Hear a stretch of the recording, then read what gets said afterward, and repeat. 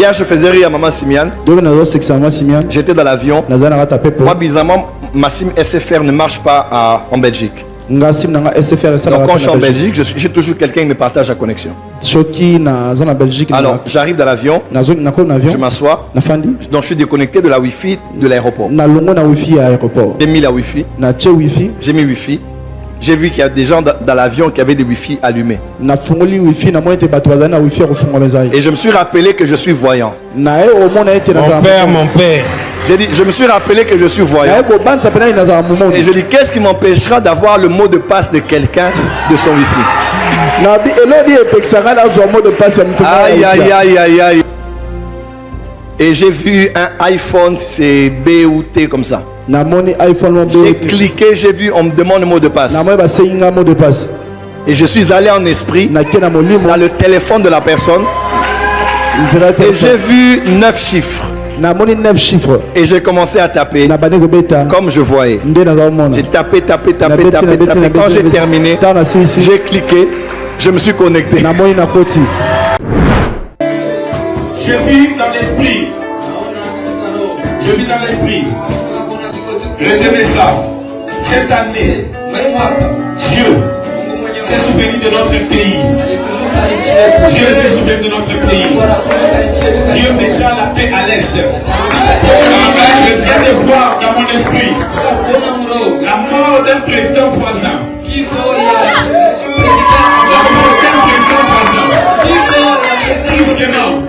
J'ai dit c'est le signe de la paix. La paix, la fin de la guerre. Dieu visitera cette église. Je m'appelle Philippe Sissioté. Je suis serviteur de Dieu. Membre du Conseil céleste. Ce que je dis maintenant, c'est ce qui vient de se décider dans les cieux. So aucun en France, dans le sud, aucun coup ta statuette Moria, la Sainte Sarah. La Sainte Sarah, on a la statuette née en noir.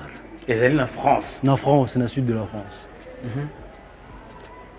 Peindre en noir. Réalisateur a balancé l'image la Sainte Sarah.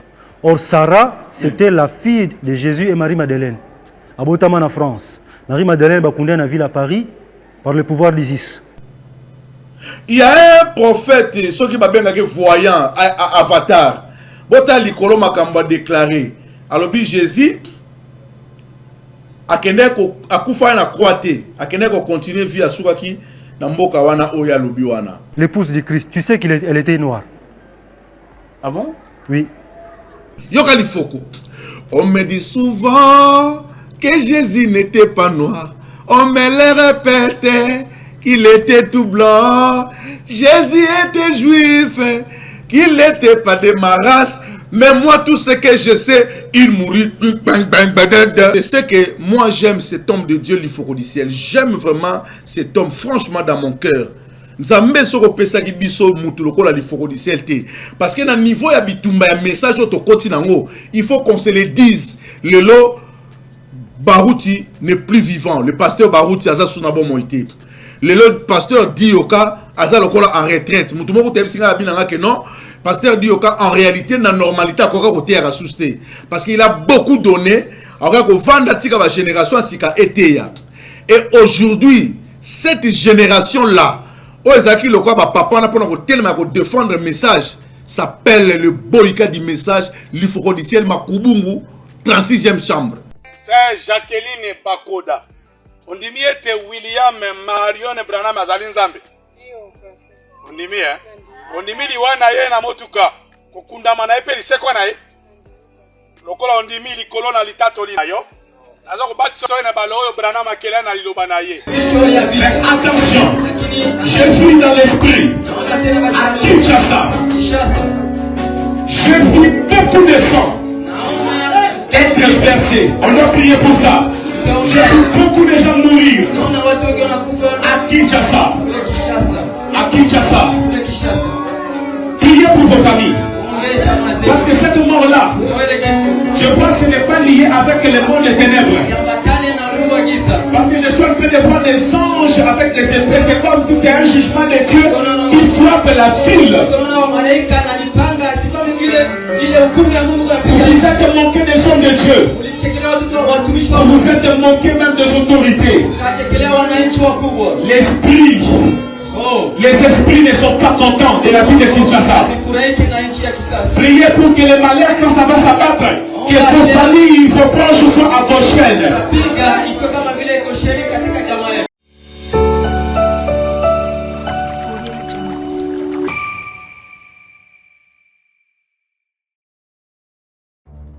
Dans les soucis de vous informer, divertir et vous former, Nouvelle Tendance, votre chaîne, met à votre disposition des applications, radio et télévision. Comment installer? C'est simple. 1. Rendez-vous sur Play Store ou App Store. Tapez TVNT pour la télévision et RNTFM pour la radio. Pour répondre à vos préoccupations, contactez les bureaux. Merci pour votre acte de bienveillance. C'est compliqué, en fait, Abraham... Bien-aimés dans le Seigneur, shalom. À vous qui ont un grand cœur. Bino bao mitema nzamba pesa bino mitema malamu. Mitema kosunga. Fondation Alendele na orphelinat Christ Rédempteur bana posa na bino. Bana posa lisungi na bino. Bano baboti bakenda. Bano bazala moya kotanga te. Bato bana besoin lisungi. Bino bato wala mitema malamu. To na posa ya lisungi na bino na orphelinat Christ Rédempteur, la Katia Fondation Alendel. Kanise loko. Eza yondolo bakie, ozanzambe ya bana bitike, yo mokolo bakie, osungaka basi bakufela mibali, pona nini pasi ya boye o nzambe. Ils ont besoin de vous, de votre pain, de votre bouteille d'eau, de votre soutien. Et ça serait une bénédiction pour vous. Pour votre famille. Que Dieu vous bénisse.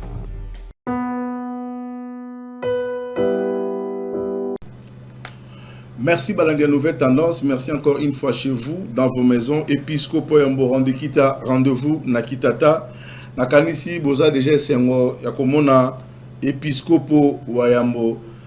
Nazo appel bato ya message ya frère Branham bazo benganga Episcopo Wayambo. Tozomona ba vidéo ezokota. Mais nous allons réagir na kanisi vidéo oyo botindeli ngango trop. Vidéo oyo botindeli ngango trop. Ya pasteur oyo nenga zaki ko baptiser. Balobi tala biloko batu na mina message. Sikoyo mutoko telaka bata message sikoyo olobi nini parce que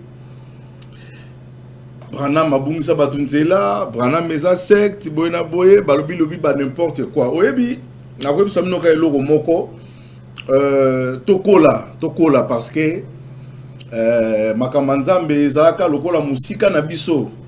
Mais lelo grâce à technologie avancée et sali que batu ba komi na TikTok, batu ba komi na ba chaîne YouTube, batu ba komi na ba Facebook, ba image intelligente artificielle et côté déjà oyo mutu to comme la capacité à comprendre parce que liboso ben élément to bané ko mona lokole bandé ko kamusa biso ezaki na disposition na biso te mais lelo mutu nyonso na nzela ya téléphone na ye akoko tanga akoko apprendre makambo ebele akoko comprendre makambo ebele. Vous savez l'évangile to yambaki yango na nzela mokili yaki lokola na évangile nango. Je vais tracer l'histoire. Mokili yaki lokola na évangile nango parce que avant que ba Christo parce que Congo tozaki pe na connaissance à bonzambe yango ezaka na histoire moko to salaki na opese mbote bisika zali molai ezaki impérialisme plus na film wala impérialisme plus tozaki na place moko ya ba colon na place moko ya ba explorateur du temps. Vous voyez que l'église catholique, il y a un cadre de religion, mais l'église catholique, il y a un colonisateur. Donc, tant que il y a un bateau, il y a un prêtre pour que tu aies un sous-développement, pour comprendre ma cambouté. Et puis, tu as aussi la parole de Dieu, et la parole de Dieu, vous allez là. ba prêtre ba utiliser on ndenge moko ya mabe ya politique yango komona histoire ya Simon Kimbangu ndenge bato ebele ba comprendre la histoire ya Simon Kimbangu te. Simon Kimbangu il fut un membre donc un fidèle ya protestant, hein, ya catholique. Après le temps l'évolution a comment ko sambela na protestant. C'est de là où il a eu la révélation à comprendre Nzambe, parce que la Bible oyo tozali ko simba le Bible a été utilisée par des colonisateurs mais na ndenge ya mabe. Pourquoi? Il y avait le Nouveau Testament, il y avait l'Ancien Testament. Alors bango batikala ki mingi na Ancien Testament yango monaka style nango lelo bomona na catholique non ezaka na kire moko wana oyo mutu akenda pa na yake kosenga bolimbisi. Alors kire wana nde mutu ayokaka masumo ya mutu wana. Alors bango ba colon ba colonisateur bazalaki ko utiliser yango mingi sur le plan na bango politique o bazalaki nango ya kozwaka maele ya bakoko na biso. Bazalaki kosala ndenge nini? Bazalaki ko yebisa bakoko na biso batubelaka. Bao bazalaki ko gagner bango na église catholique à l'époque là. Bazalaki ko gagner bango et puis bayebisi bango tubela masumu na yo. Alors il bien que bakoko na biso bazalaki na pratique moko occulte. Donc c'est-à-dire ndenge tozwaka lelo batu musu bazwaka ancêtre na biso kaka na partie moko ya satana ya kindoki, bazalaki na partie ya kindoki te. Bazaki na partie mususu oya kibondoki na bango ezaki lokola positive, ezaki ndenge mokili zo kotambola ndenge bazaki na ba logique na bango ya connaissance na bango o bazaki nango. Alors ba mususu bande ko bongo na bangando boyebi bien banyanga histoire ya le crocodile de Luozi. Okomona histoire wana crocodile de Luozi tango mundele azui connaissance wana ya crocodile de Luozi, parce que tango muto azako bongo na ngando akene ko tubela mundela tuno saka ndene na laxi mundele nga salaka awa tozo benga ye ndoki. Mais tant que Mundela kena on a poto abisi bango kelelo ngai nazo bongama ngando bato bien impossible muto bongo na ngando. En tout cas boya na salle, prenons l'exemple salle quoi Bercy bato batondi plein akomi kuna akoti na carton abongo ni ngando tamba fongoli boya ngando oh mais c'est livingi komi ngando livingi komi ngando. Allez pas bazongi si carton azongi muto oh c'est la magie. Mbongo koti mutabamie mabanga azate mutakangi nchora azate. Mais tala sikoti na nito mona kindoki na biso bato mwindo eza na buzoba pe eza na mabe. Toza komona ngondenge nini toza komona ngotango tozo mona ke muta azaki ko bongo na ngando pona koliaka bato na mai. So ke na histoire le crocodile Luozi onomona ke ngando na bande ko bima musane bande kosani ni koliaka bato na mai. Ozomona mundela zuyango kaka akia mimiongo na ndenge moko propre ekomi na mbongo ekomi kokotema ekomi sepe patron. Mais oya biso ovana kana kata mai ka kuna kaka kuliaka batu ka kobomaka batu. Ozomona différence ya moto moyindo na mundele. Alors tango bazako soba maele wana c'est ainsi que ba comment ko sala système alors atango Simon Kimbangu ayeko ya po okomona na fungola parenthèse moko wana soko ke na cimetière ya Kitambo okomona bantaba ya minene vraiment ya santé pena bantaba minene. Mais bantaba wana okomona mokonsuna kena tuni o bantaba bana no en tout cas ko na bango banite basaka na ngambu kuna me ba ko lena kata cimetière awa ngabi en tout cas na koso na ngambo na kena babi donc so lingo kufa no lobite yo zwaka ntaba ye wana kanga kena ye na tuni pone babi soko meki kaka okolala te okokufa zoe ka kenelia ye tota soki lobi okolala.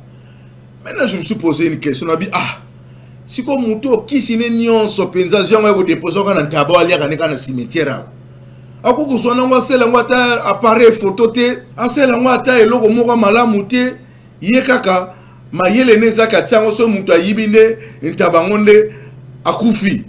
Donc c'est kindoka moto moindo za ngona buzoba. Alors race oyo to bango mingi les autres pasteur parce que s'est trompé, parce que s'est trompé trop. Likolo race oyo na moni ba pasteur ba komi ko ya koloba mingi ki ono race oyo ya ngonde za biso ba mwindu tozaki bato ya nini ya biso ne bato mwindu donc Jesus zaki azaki moto mwindu Jesus zaki mundete azaki moto mwindu. Alors awa na oloba mingi na bato message bo sale fort bo bosana te bonzambe oyo bozanango eza trop puissant. Parce que vous avez reçu un prophète musakoli na ntango oyo ayaki atei bino koleka bato basimbaki Bible bamipesa ba révélation bango moko parce que Bible oyo esengeli okamata ba écriture otanga po bimisalité ya avantage ya message ezali ke Branham asi aprechaki biso tozosala kaka répétition ya message ya Branham omoni différence na biso tozosala ngona badeno eza yango wana bango babi bazana Yesu bazana Nzambe ok to boité mais biso to bi différence na biso na bango ezali biso tozo répéter ce que le prophète nous a donné. Prenons l'exemple. Awa na lingi na loba malembe parce que nazo koya na makambo ya ba prophète awa. Na koya na mamba ba prophète. Donc non sala moi meli melo moi muke mais na koya na mamba ba prophète. La lingi to sala très attention parce que message ya Branham ezali message déjà prêché. Au moins les cambo biso tozo potana Carlos batumbe batubele ba benganga episcopo yambo yo linga Carlos te kende lukande kona bosola au moins kutu mikolo grâce na yonda chercher mo maloba akomi koloba moi bien tala kaboye tala yewana azaye ko manquer mais touro yazo manquer lisusu te en tout cas sala effort o luka Carlos bosola na sino bagi boye ngai na ko luka Carlos te ngana ko sona Carlos te Carlos azana équipe na o à travers na bango Carlos a s'opposé qui na message à frère Branham. Biso tali ko répéter frère Branham mais Carlos a qui na le Dieu de mon père. Voilà nanga très bien. Carlos a na le Dieu de mon père. Biso na message te dit que le Dieu de mon père n'existait pas. Il y a seulement frère Branham a dit. Il y a un moment sika obiso na Carlos to tika la ko vendre sika moto to tika la ko kanate. Moi na moi sur na bijou 30, alors que le romo mege 30. Alors que le romo Carlos yo comme on na papa na boy na boy. Aussi longtemps que yo banda ko tombola Jésus. Bango ba zo tombola Branham, yeba ke yo na bango bo tika la ko kanate. Or verset biblique e bisinga boy. Jésus alobi moto ayambi moto nga na tindi se ka yambi ngai. Moto aboyi moto nga na tindi se ka boyi ndengai. Le message est clair. Bozo ko ko maîtriser Bible té o Branham yemo ba ke za absolu bozo ko maîtriser pe ce que Branham a prêché té. Alors différence na biso na ba deno bango bazo ko interpréter Bible selon connaissance o ya bango mais mingi za erroné. Mais totali Branham ndenga té ki mingi vraiment il a prêché des choses en tout cas qui to ko makasi penelengi. Alors au moins bango kuna moka cette déclaration pas Branhamiste ba mo na Nzambe té. Ce sont des petites déclarations et ça na sens té. Pour nanine ba Yuda tant bazaki na Jésus-Christ ba Yuda tant bazaki na Jésus-Christ. C'est vrai que le salut vient des Juifs nenge Jésus-Christ alobaki yango. Ba Juif ne bazaki na salut. Mais salut na bango ezaki incomplet. Il a fallu Christ yemoko ya pour rendre en complet. Yango babi la loi était comme un pédagogue. Un pédagogue ayeko sanini ayeko la sabatu nzela. Tant batu basi ba monaki nzela, nous ne vivons plus sous la loi, mais nous vivons sous la grâce. La grâce c'est qui? C'est Jésus-Christ lui-même. Alors tant bango bazoko interpréter bango ba kanisa question ba té à Jésus-Christ ne ba okota lola. Mais il s'agit de quel Jésus parce que Jésus est moko, il s'est manifesté na ba temps, ne to ba la nuée de gloire avance. Nié bande ko tambola, mukolo o ebimaki o etelemaki pona okamba peuple tina esika comme ça qui peuple la terre promise esika mabele la kezalaki esika esengela ki bazwa possession na bango. Alors so tangi da kata Bible on a que toute la esika onyo so bango ba pesa ba conquérir ka onyo so te. Eza ma place musubu wa komena bango te ba lemba na batika na bango. Esika ba komeka ba siège qui peut ba vandaki. Alors message tango ye frère Branham Nzambe a memié à l'accès makambo ebele o bato bele ba comprendre que j'ai des histoires ici sur la laxabino na makambo a pour peut-être bino bo mona ba Branhamiste ba kota lola te pour na babilo ba mike o bino bo kanga o bo comprendre te oh non semence du serpent oh non bokena ba courant oh non bango ba Branham Dieu bokena ba courant o biso to ba Branham Dieu te to lo biango de éclaircir bino to laxi bino batay o boté à Branham parce que Branham après chaque que Jésus-Christ dans place wana tout ça déjà clair na bino déjà dans malobo bandoko bana kala wana bolongo lango déjà parce que boye baka doctrine ngoté bo comprendre ka ngoté. Vous voyez donc biso tout ça la différence moko makasi na bandeko parce que elle ne comprennent pas. Alors tant on ba toi message bango ba Carlos ba bidozer banani ba sisi yote ba komi ko zonga na ba deno et comme très dangereux parce que ba koti sisu batu na grande confusion o batu ba mona ndetse ke non ne message yango za yango te mais message za yango. Alors na zubilo illustration ya Israël ye moko azakina sali azakina lobiko mais tant au Christ aye Israël a ko pesa Christ esikate parce que Israël azakina ba écriture ebisaki esikani ni mote il faut bima ba écriture ebisaki bango na famille ni faut mutokosali kambo azala mais babosana ke loko liforodiciel azakana mo ce qu'on appelle l'inspiration. L'inspiration c'est le monde de Dieu. Bango batikana na ba écriture yango pasteur moko comprendre que tant lifokolobi l'inspiration elle est plus forte que les écritures. Les juifs avaient les écritures. Mais quand il y a des écritures, bazaki nango, bazako tango malamuté, bazako comprendre nango pe malamuté. Et tant que bazo boma Jésus-Christ, bazo mona que bazo rendre un service à Dieu, bazo boma pena mutozo be bisamusala ya nzambe. Mais or c'est lui qui était le Messie. Pour bango bazaki na demi vérité, bazo luka Messie, tozo luka Messie. Montre-nous Messie, montre-nous le Père. Oh ba luka me bazo bisa bango, bazo tsango tembe. Négalement le message. Oh bazako luka tozo bisa bango, bazo kango me bazo tsango tembe. Muto azana message, soko bimi na message, tout droit na life. Tout droit na enfer. Tikala na message. Oumela na message. Pambate liloba na ntango yangonde komemayo. Lipemeni na nkolo. Liloba na ntango yangonde komemanga. Liboso na yo. Mobali yo ngana linga mingi. Nana monate kolo Yesu eye. Il faut qu'on chante Jésus-Christ. Bamsuba yo no azalaka bia pengwa o. Muta pengwi abetaka ba concert oyembaka Jésus. Muta pengwi osabe mission alo baka Jésus. Ba pengwa bongo. Sike boyebi na minonde batu ba pengwa te. Alors to se ko kopa bato ba misala mabe baza ba kautu. Baza ba kautu, bazoluka ba bungisa batu a solo nzela parce que ndenge mo pe Jésus-Christ. Aso me na sali me batu ba bokeba na ye. Asa Belzéboul. Si on a qualifié Jésus de Belzéboul. À combien plus forte raison que Bino Lelo Bokomo ko qualifier l'Iphorodicien d'un adorateur parce qu'il faut qu'on n'est pas adorateur.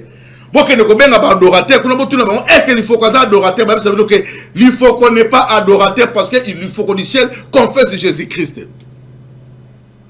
Alors Bino batabadeno na lobi na longo de jelo kona o bata branamiste ba kota lo zam branamiste ozomi lo ba to kota lo te papa ozana lola na maboko frère Branham asa mona oda na lola donc vanda wana wumela wana muté intimido azate bato ba oloba na ba ngonde kutu bato bazana na flou baza flou ba yebi lo côté baza flou mais makamu na biso ezali clair trop clair. Alors tous les vidéos ya ndeko oyo bande ko baptiser après tous on parce que bolela itro lobelango episcopo lobelango donc tous les vidéos après tous on C'est Jacqueline Bakoda. On dit mieux que William Marion Branham azali nzambe. On dit mieux on dit mili wana ye na motuka kokunda mana epe lisekwa na ye. Lokola on dit mili kolona litato li yo. Nazo ko batso na balo oyo Branham akela na liloba na ye. Na komo zali bule mbala misato. William Marion Branham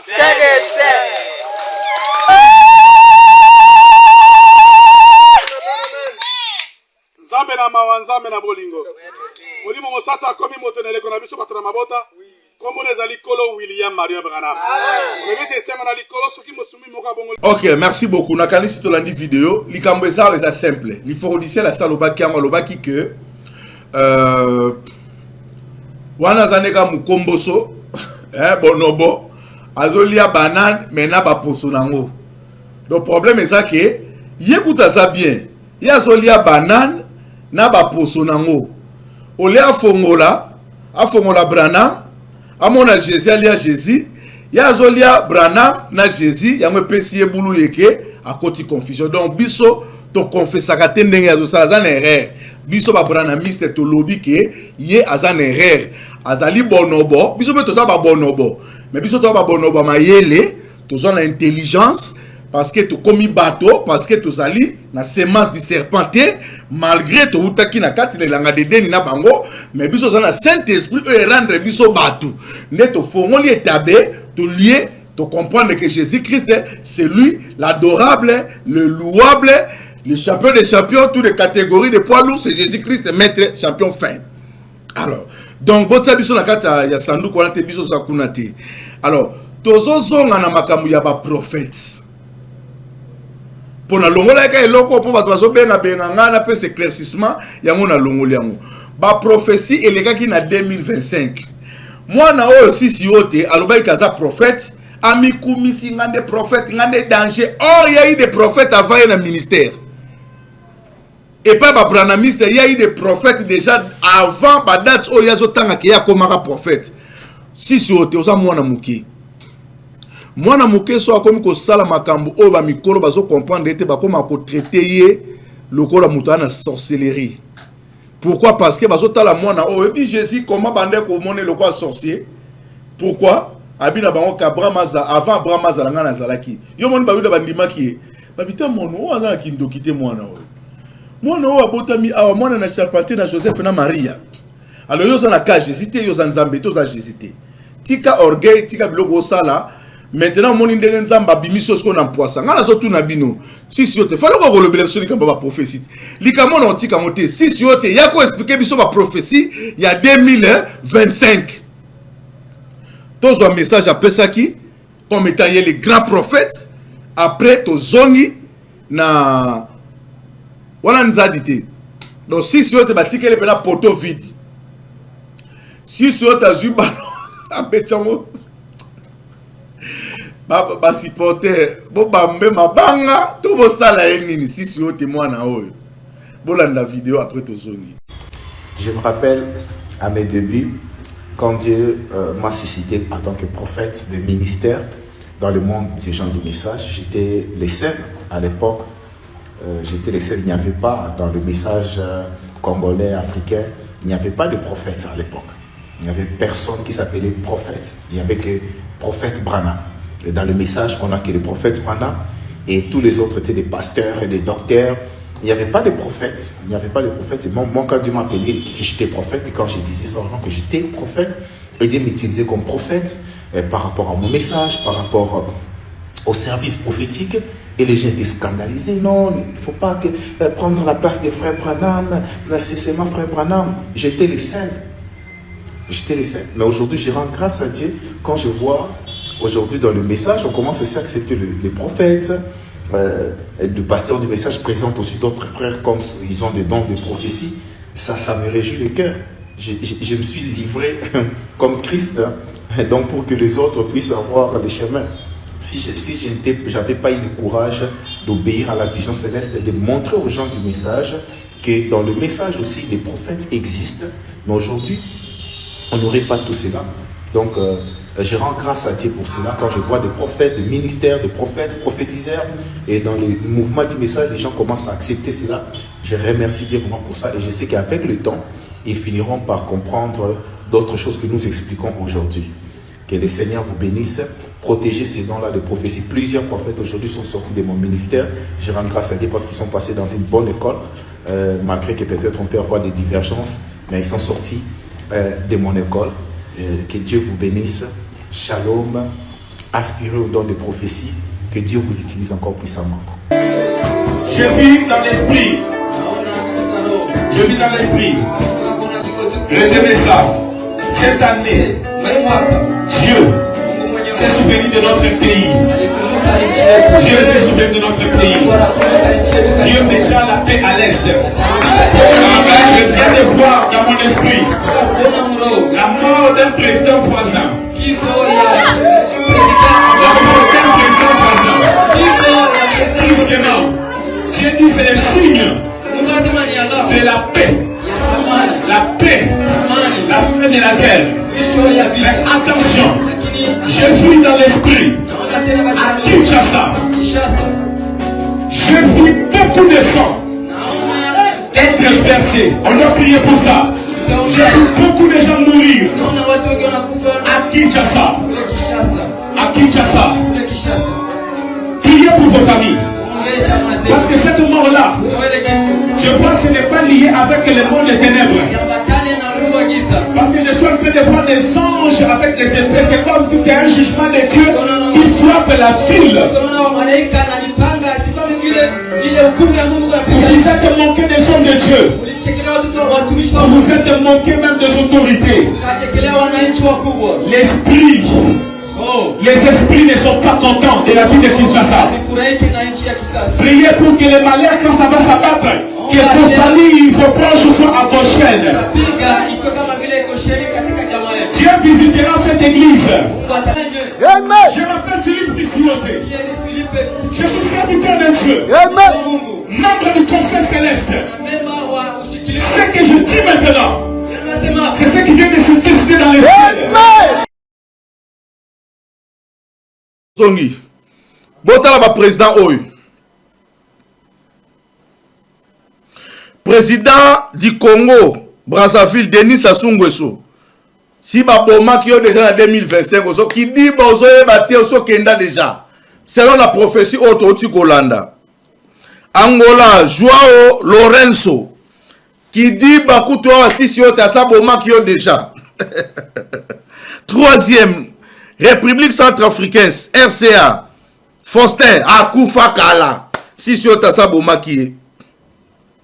Sud-Soudan, Osogi Salva, Mayardit, Basi Baboma qui est Bandakala. Ouganda, Yoweri Museveni, et pas Sisiota Samona qui déjà mbeli et Kota qui Lanzoto. Rwanda, Paul Ogutumawa, Akoufa Kala. Paul Kagame, Akoufa Kala. Burundi, Evariste, si Yota Saboma qui Bandaka en 2025. Tanzanie, Sogi Suluhu, Samia Suluhu, Akoufa qui déjà Bandaka. Zambie, Sogi Akainde, Sogi Ishilma Lema, Ase Akoufa qui Kala, si Yota Saboma qui ba président Union, Saloba qui prophétie na Eboti Kolanda, c'est clair, ba président ba pays Union, c'est Kangamina Congo. Il y aura deuil, mon qu'on a bango sanini, à Kokufa. Si qu'on a un token au temps à Bible, Bible lobinin. Nzamba lobina bison et lobane boy. Bakondi ma prophète, ce qui a prophétisé, et que bisakolo le sanini et koki sami. Ne konde to kondimake, c'est un prophète. Mais ce qui a sakoli, et sakoli wana lokuta, et où t'es pas nzambete, au Kokufa. Merci. Au moni biso esika otozo sambela, biso esika otoza okende, biso esika otozo kaliba pa ya boyika di message. Il faut codiciel Makubungu 36e chambre. Apôtre de 7e saut. Muta mela rouleau azana rouleau. Différence da biso na bango. Po bato wali ngaba kokanisa biso botika Carlos oza denga mo botika Carlos ça tala.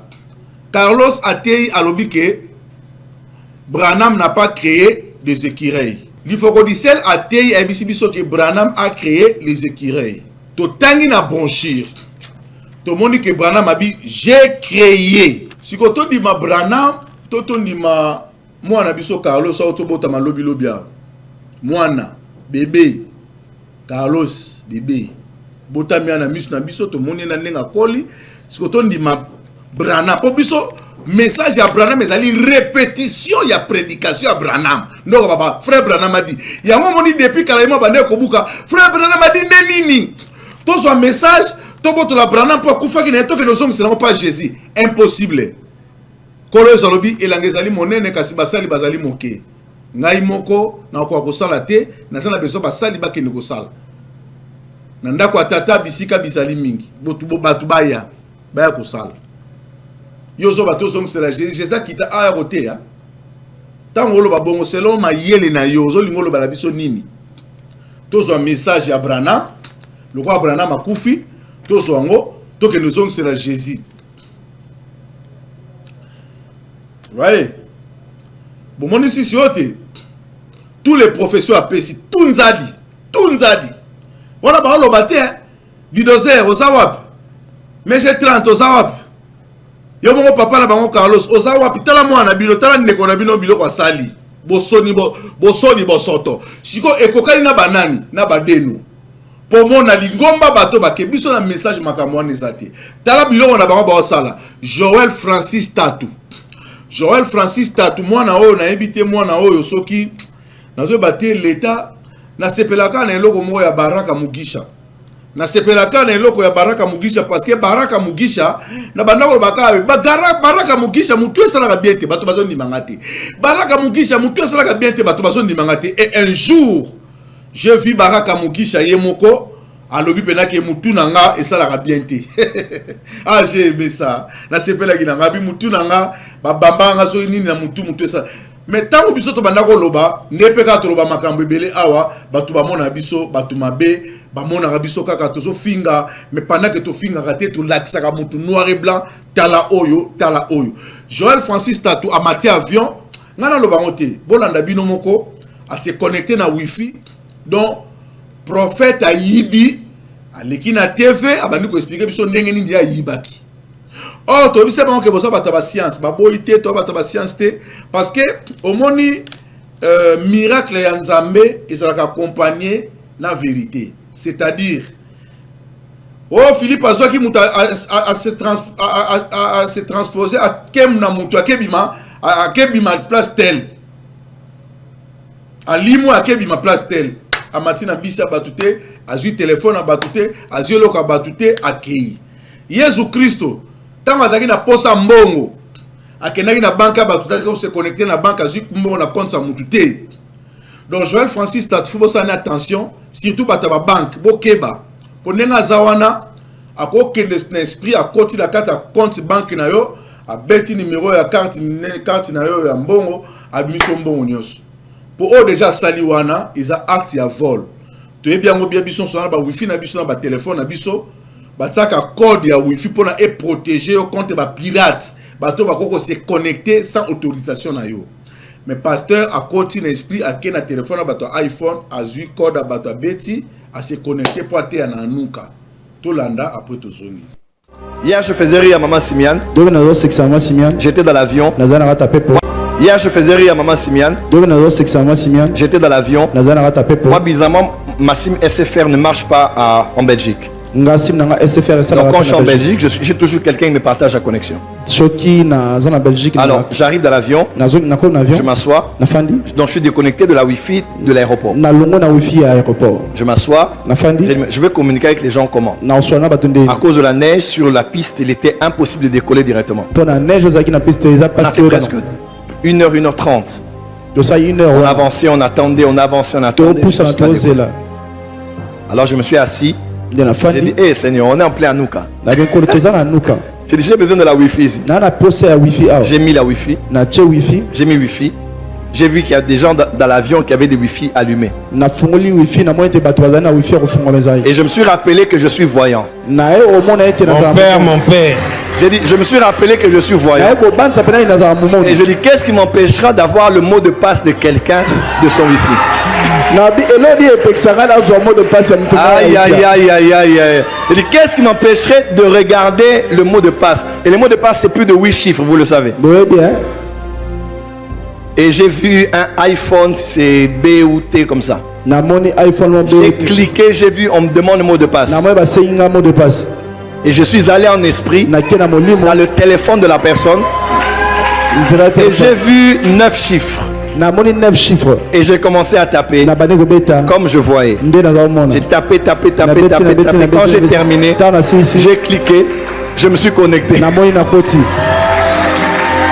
m'a dit, mais tu me parles comment? Tu es sûr? J'ai dit, j'ai vu en esprit le numéro de code. Bon, maintenant je vais aller chez toi. Avance, merci. Francis Tatou, Hollandi.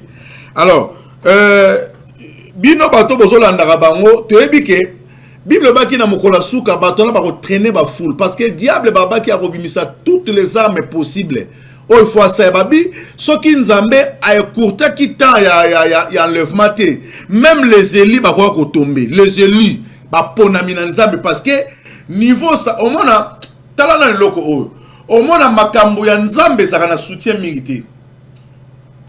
Makambo nzambe zaka penza na soutien batu ba soutenaka mingi likambo nzambe te ba soutenaka mingi makambo satana okomona kuna ba grand et puis mboka moza kwa mboka bazoba basala ba débat mo esanga mutuna makolo basala makambo boye na sala ba émission mususu na sala ba analyse soko kutena ngo landi yango o ba penaki non mukiliza kokufa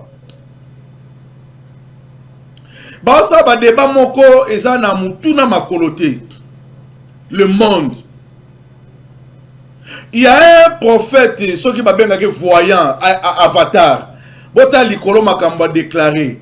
Alors Jésus akende ko akufa na croate, akende ko continuer vie asukaki na mboka wana oya lobi wana.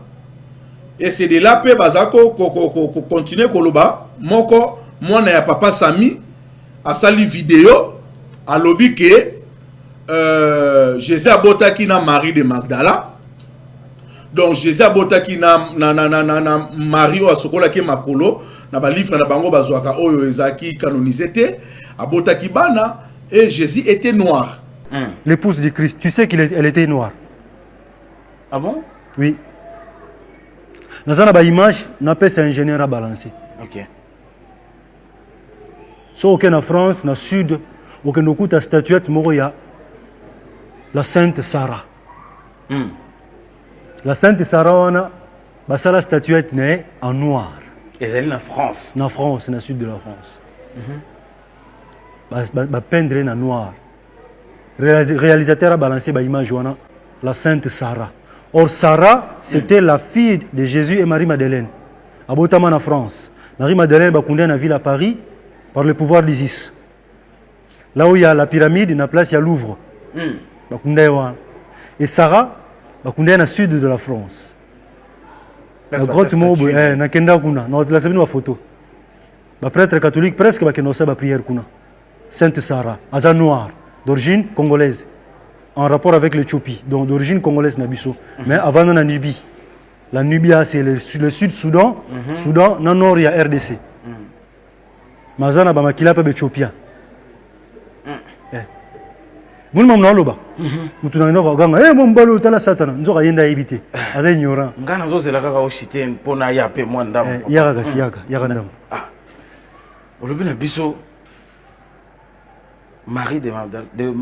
Marie-Madeleine, l'épouse du Christ. L'épouse du Christ. Donc papa, on a déjà une émission. On reconfirme que on a Yesu. Oui, marié, père de 2 enfants.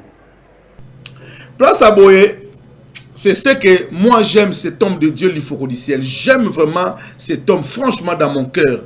Nzambe soko pesa ki biso mutu lokola l'Ifocodiciel te. Parce que dans le niveau ya bitumba ya message auto nango, il faut qu'on se le dise. Lelo Barouti n'est plus vivant. Le pasteur Barouti aza sunabo moité. Lelo pasteur Dioka aza lokola en retraite. Mutu moko te bisinga binanga que non. Pasteur Dioka en réalité na normalité akoka ko terre asuste. Parce qu'il a beaucoup donné. Akoka ko vanda tika ba génération sika eteya. Et aujourd'hui, cette génération là Ezaki le quoi papa n'a pas tellement défendre le message s'appelle le boyka du message l'Ifocodiciel Makubungu 36e chambre. Nga le belango na ndenge nga ko elanga to bien aimé longolanga mama bien aimé nga za muta 36e chambre donc tote ya Branham na nenga boye na kilelo pour ba tuba comprendre pour boye na ba hypocrisie et sauver message te ba mama na hypocrite na c'est bien aimé zo sala ba crime ba msuba na ba prison na boko lobawa.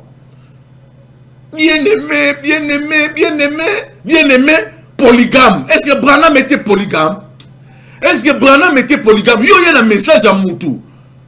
Oh, y a une polygamie, na kati un message à Moutou. Oh, y a Morazaki polygame te. Boke kuna na mbandaka boke te ya kono na swaki moi si mo di. Ale point na suka lango oh message à Branham. Nyoso po fingi sa Branham abato. Vous voyez maintenant les choses. C'est pourquoi moi j'aime cet homme de l'Ifocodiciel. Par sa sincérité et par sa connaissance de la parole ou de choses de Dieu. Bah ton message, bon kende pas, bon mate pas. L'Ifocodiciel reste le même. Le long n'andé bataki, le long de tolo baboui. C'est l'Ifoco ou rien. Soko tse tembe. Papa, kende ko sala mukili na yo. Soko ke na océan. Soko na mai, soko bimi na terre, ah ok na Jupiter, ok na planète des Ambouré, kene bimawa. Mais soko za awa na planète terre, obiso zali à 5 continents, na moko 6 babakisa ki. L'Ifocodiciel reste de boyka. Pourquoi? On me dit souvent que Jésus, Namboula nini, on me dit souvent, Namboula nini, yoka l'Ifoko. On me dit souvent que Jésus n'était pas noir. On me le répétait qu'il était tout blanc. Jésus était juif, qu'il n'était pas de ma race. Mais moi, tout ce que je sais, il mourit. Il faut go. Moninga. Waza. Moi, na waza. Donc, beta nana bango kaka boetina suka. Eh, pour ça, nous savons kitoko mukilendimio. Obimisa ba Marie Misamu. Obimisi ba frère Patrice. Obimisi ba joli deta. Nani suna tanga kombo na suka ba grand wane monde. Lelo bandi mayo te ba comparer na nani. Oyemba Jésus koleka batu nyonso. Nani yemba Jésus lokwa li forodicienne. Le thème fut chanté pendant les âges. Mais ainsi existe encore la voix de la joie et le bonheur. C'est quand on parle de Jésus, le divin sauveur. Les âmes sont enflammées. Alléluia.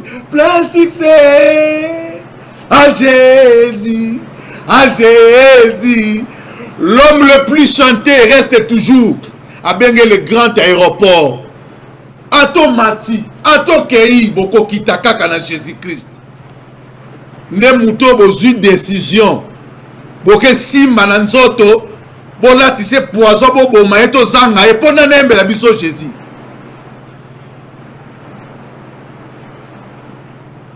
Pour tout le théâtre, Jésus de Mandaka et Sobe, tel abattoir. Lelo, n'a pas pasteur. Bangotou va commis d'accord que non, Jésus, Azaki Motomwindu. Mais l'ifocodiciel, Boïka merci, Jésus Azaki Motomwindu, depuis qu'elle va passer, on a Bazalaka Baloba, tel Loba comme Loba. Na Luki Siko, ça va, ton dimi, Jésus Azaki Mwindu. Ok. Azali juif, ton Luki peuple juif, peuple béni, ton son la bénédiction Abraham. Je bénirai ceux qui te béniront, je maudirai ceux qui te... Je rendrai ton nom grand. Pays n'est grand à mon kilo, il s'efforce. Israël. Donc, est-ce qu'on a besoin de démontrer que j'ai besoin de ça et on l'écarte. Donc, tout le monde pays n'est pas plus fort, il s'efforce. Tout le même États-Unis d'Amérique, il s'efforce. Bazawana. Québec, tout le monde a besoin de dans le peuple juif, baza benito, so tu n'es pas riche dans le monde, baza banani. Dans le so baba noir. Et si, dans ce ça si que bolobi que peuple juif était des noirs, Jésus-Christ était noir. Bon, ça n'a pas noir à peine. Il y a Nigeria, il y a Afrique, il y a Congo, tout le monde me mboka, il y a pas si. Eh, mboka, il y a pas si, il y a kolela, mboka souffrance, mboka boye ba valeur à mutute. On a ba talent, on a nyoso ba boye ba menyo kana deux fois. Ma chempa yo pose à vie. Ce qu'on y a osté à Sembo, autant pour la makolo souffrir. Na moni bambise chrétien, ba embeli nzamba solo ba couple bouloba, ba pasteur Timothée, na moni ba mado makwe, na moni ba kunda sister, ce sont des pauvres. Mais deux fois. La gloire, mokilio yo bangwa baso konzango. Yoka gloire. Oh Satan ebisaki Jésus fukama na pesa yo. Jésus kenda ki lokola mobola, lokola moto pamba. Mais yenda zaki na gloire et Bible sur le bique des riches qu'il était, il s'est fait pauvre pour Nabiso. Tokutani prochainement épiscope Koyambo rende kita rendez-vous na kitata.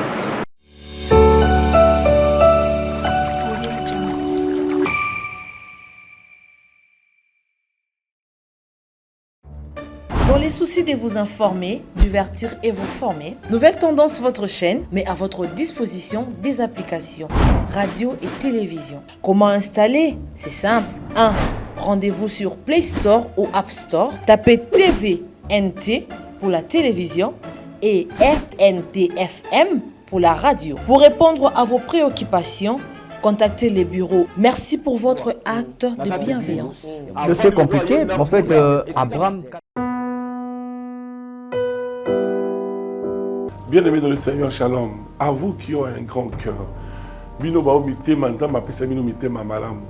Mitema kosunga. Fondation Alendele na orphelinat Christ Rédempteur bana posa na bino. Bana posa lisungi na bino. Bano baboti bakenda. Bano bazala moya kotanga te. Bato bana besoin lisungi. Bino bato wala mitema malamu. To na posa ya lisungi na bino na orphelinat Christ Rédempteur, la Katia Fondation Alendele. Kanise loko. Ezayon dolo bakie, Ozanzambe ya bana bitike. Yo mokolo bakie. Osungaka basi bakufela mibali. Pona nini pasi ya boye Nzambe.